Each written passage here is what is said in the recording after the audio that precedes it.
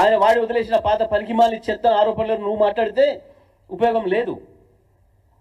విషయం చూడక్కడ గత 9.5 ఏళ్లలో ఏం జరిగిందో హైదరాబాద్ ప్రజల అనుభవంలో ఉంది, రంగారెడ్డి జిల్లా ప్రజల అనుభవంలో ఉంది, మహబూబ్ నగర్, నల్లగొండ, ఖమ్మం జిల్లా ప్రజల అనుభవంలో ఉన్నాయి.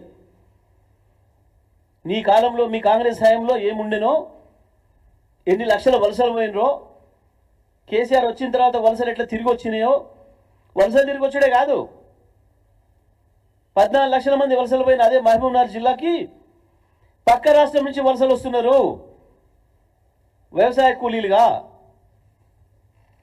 ఇది కేసీఆర్ చేసిన పని. మొత్తం కరువుతోనే నాశనం చేసి ఒక ఫ్లోరిన్ మహమ్మారిని తెచ్చి మీరు నాశనం చేసిన నల్గొండ జిల్లా అద్భుతంగా ఇవాళ ఫ్లోరిన్ మాయమైపోవడమే కాదు, కేసీఆర్ నాయకత్వంలో భారతదేశానికి అన్నం పెట్టి అన్నపూర్ణగా మారింది. 40 లక్షల మెట్రిక్ టన్నుల ధాన్యాన్ని పండించిన ఏకైక జిల్లాగా వరుసగా 5 సంవత్సరాల రికార్డు సృష్టించింది నల్గొండ భారతదేశంలో. వాస్తవాలు ఈ రకంగా పెట్టుకొని ఓ సోయిలేని మాటలు, ఉత్త మాటలు, చెత్త మాటలు ఎందుకు మాట్లాడుతున్నావు? మేము 50% కొట్లాడుతున్నాం, నీ బొంద కొట్లాడుతావు, ఉన్న నీళ్ళు పోతున్నాయిరా అంటే ఇది పట్టించుకోకుండా మేము 50% కొట్లాడుతున్నాం. మేము తెలుగుని మాట్లాడుతున్నా, తెలుగు లేక మాట్లాడుతున్నావా? ఇవాళ తక్షణం మన దగ్గర ఉన్న నీళ్లు మన హక్కు వాటాది, ఇంకా 123 టీఎంసీలు మనవి. మనం ఈ ఎండాకాలం అవసరం కొరకు హైదరాబాద్, రంగారెడ్డి, ఖమ్మం, నల్గొండ, వరంగల్ జిల్లాల అవసరాల కొరకు, మంచినీటి అవసరాల కొరకు మనం పెట్టుకున్న నీళ్ళు అవి. ఆ నీళ్ళని తీసుకుపోతుంటే గది మాట్లాడమంటే కేసీఆర్ మీద మాట్లాడతా, నేను ఇంకేందో పాత చిందిగా పచ్చడి ఏందో మాట్లాడతా, రేవంత్ రెడ్డి మాట్లాడి వదిలేసిన పనికి మళ్ళీ చెత్త మాటలు నేను మాట్లాడతా అని తప్పించుకునే ప్రయత్నం చేస్తున్నారు. ఏంది నీ దగ్గర సమాధానం లేనప్పుడు అవతలని గందరగోళం చేయి అన్న సిద్ధాంతాన్ని పాటిస్తున్నట్టున్నది. మర్చిపోయినావు, సోయి లేదు, ఓకే. కానీ వాళ్ళు మేము చెప్పిన తర్వాత, మేము గుర్తు చేసిన తర్వాత నన్నా ఓ బాధ్యతాయుతంగా మాట్లాడాలి కదా. నువ్వు మాట్లాడాల్సింది కేంద్రం మీద, నువ్వు మాట్లాడాల్సింది పక్క రాష్ట్రం మీద చంద్రబాబు మీద, నువ్వు మాట్లాడాల్సింది బీజేపీ మీద. గది వదిలిపెట్టి ఏం జరుగుతుంది ఆంధ్రప్రదేశ్లో? రాజశేఖర రెడ్డి కట్టిన ఒక్క ప్రాజెక్టును చంద్రబాబు వ్యతిరేకించలే, చంద్రబాబు నాయుడు కట్టిన ఒక్క ప్రాజెక్టును రాజశేఖర రెడ్డి వ్యతిరేకించలే.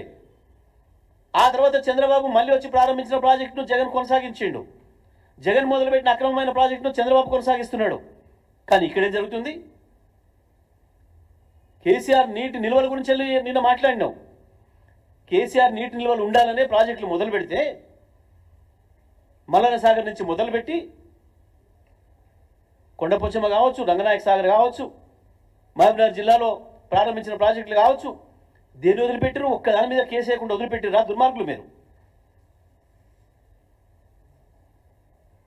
నీటి నిల్వల కొరకు అవతల ఇద్దరు కలిసి ఒకటై మొత్తం ఆంధ్రప్రదేశ్లో మన డబ్బులు కూడా వాడుకొని, ఏ కేంద్ర అనుమతులు లేకుండా, ఏ బ్యాంకులతో సంబంధాలు లేకుండా, రాష్ట్ర ప్రభుత్వం యొక్క సొంత డబ్బులతోనే అడ్డగోలుగా 350 పైగా టీఎంసీల నీటిని నిల్వ చేసే ప్రాజెక్టులు కట్టినరు ఆంధ్రప్రదేశ్లో.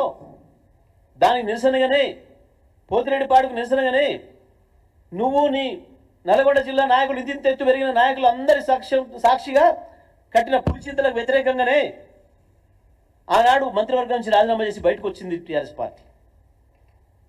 ఇవాళ ఇక అక్కడ రాష్ట్రంలో ఉన్న మంత్రులు 6 మంత్రులు కావచ్చు, కేంద్రంలో ఉన్న కేసీఆర్ గారు కూడా కావచ్చు. తెలంగాణ ఇస్తారని మమ్మల్ని పొత్తులో తీసుకుపోయి తెలంగాణ నట్టేట ముంచే ప్రయత్నం చేస్తున్నాడు రాజశేఖర రెడ్డి అని చెప్పి రాజశేఖర రెడ్డి పిలిపించి ఢిల్లీలో పంచాయతీ పెట్టి ఆ మాట కూడా వినట్లేదు కాబట్టి రాజీనామాలు చేసి బయటకు వచ్చింది టీఆర్ఎస్ పార్టీ అన్నాడు. ఈ చరిత్ర వేరు. దాంట్లో పోతే మీరు నిలబడలేరు, మీ బట్టలు ఉండవు. అన్నీ తెలుసు తెలంగాణ ప్రజలకి. కానీ మేము ఇవాళ మాట్లాడుతుంది ఈ రోజు సమస్య. ఒక దిక్కు కేంద్రం పూర్తిగా తన చేతిలోకి తీసుకుంటుంటే ప్రాజెక్టులని సోయలేకుండా పండుకున్నారు. అవాళ కూడా మళ్ళీ కేసీఆర్ వచ్చి నల్గొండలో సభ పెట్టి గర్జిస్తేనే గవ్వాలు మాట్లాడి అసెంబ్లీలో తీర్మానం పెట్టించారు. సోయలేని మీ మంత్రులు, మీరు, మీ ముఖ్యమంత్రి నువ్వు.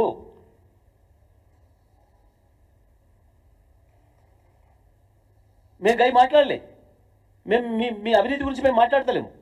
అవి చాలా ఉన్నాయి, అవి ప్రజలే మాట్లాడుకుంటున్నారు. కానీ ఇవాళ మేము అడుగుతుంది ఇవాళ ఉన్న నీళ్లు మన నీళ్లు, ప్రస్తుతం ఉన్న నీళ్లు మీ కేఆర్ఎంబి పెట్టింది, మీరు పెట్టింది, మీరు తెచ్చిన చట్టం ప్రకారమే రావాల్సిన నీళ్లు, మన మాటగా మనం భవిష్యత్ అవసరాలకు అక్కడ దాచిపెట్టుకున్న నీళ్లు శ్రీశైలంలో, సాగర్లో, అవి కూడా ఎత్తుకపోతున్నారు. నువ్వు చెప్పిన 300 వాటాలోనే ఎత్తుకపోతున్నారు. దాన్ని సోయి లేకుంటున్నావు.